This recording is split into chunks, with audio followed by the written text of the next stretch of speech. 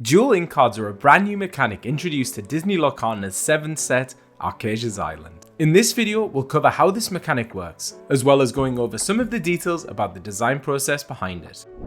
Let's check it out. What's up Illuminators, it's Charlie here, and today we're going to take a closer look at Disney Lorcana's newest mechanic, dual ink cards.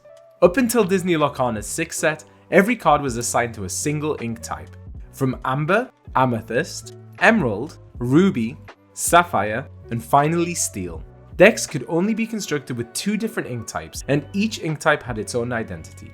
If you want to find out more about what each ink type represents, both from a gameplay perspective, but also from the visual language used on them, don't forget to check out our video, Ink Types Explained.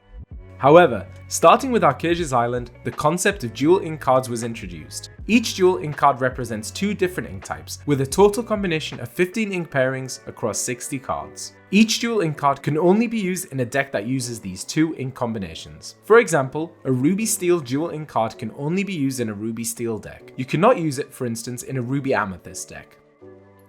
What's fun about dual ink cards is that they often blend the characteristics of the 2 ink types they represent. For example, the Troubadour musical narrator is an Amber Steel dual ink card that combines the characteristics of both. Firstly, he has Resist, which is an ability we often see in Steel. Secondly, he has the Singer ability, an ability associated with Amber cards. You can see how both inks have been combined when creating the Troubadour. Sven, Keen-Eyed Reindeer, is another example. He combines the Rush ability of Amethyst with the Strength reduction of Sapphire. And our final example is the Queen of Hearts Unpredictable Bully. The Queen of Hearts combines Ruby's self-damaging, applying damage to your own characters as well as your opponents, with Emerald's characteristic of adding damage counters onto undamaged characters, rather than damaging them directly. Once more, we can see how the inks have been combined here on the Queen.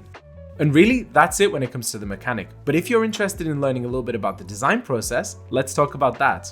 You may be wondering why the Disney Lorcana team decided to restrict dual ink cards to decks already using that ink pairing. Well, the team at Ravensburger shared some details in interviews in the lead up to Archazia's Island release. In fact, initially they had considered allowing players to use dual ink cards in any deck, as long as one of its colours were represented. However, during testing, they quickly discovered how difficult it would be to maintain and balance the synergy between the different mechanics, if that was the case. Part of the problem was that cards in 2 inks give certain ink types access to mechanics they don't tend to get as often, which would go against the philosophy of Disney Lorcana's ink pairing system.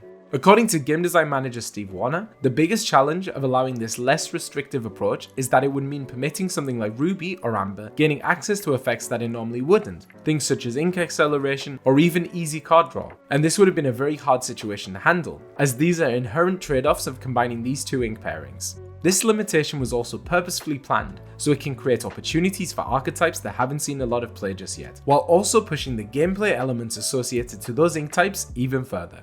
While we can't say for sure how prominent dual ink cards will be in future sets, our guess is that we can expect to see more and more of these cards joining Disney Lorcana very soon. If you found this video helpful, be sure to give us a like, and subscribe to our channel for more content in future. But let us know down in the comments, what is your opinion about dual inks? And are they encouraging you to try out some new colour combinations you hadn't considered before? We'd love to hear from you. Thanks so much for watching, and until next time, happy questing.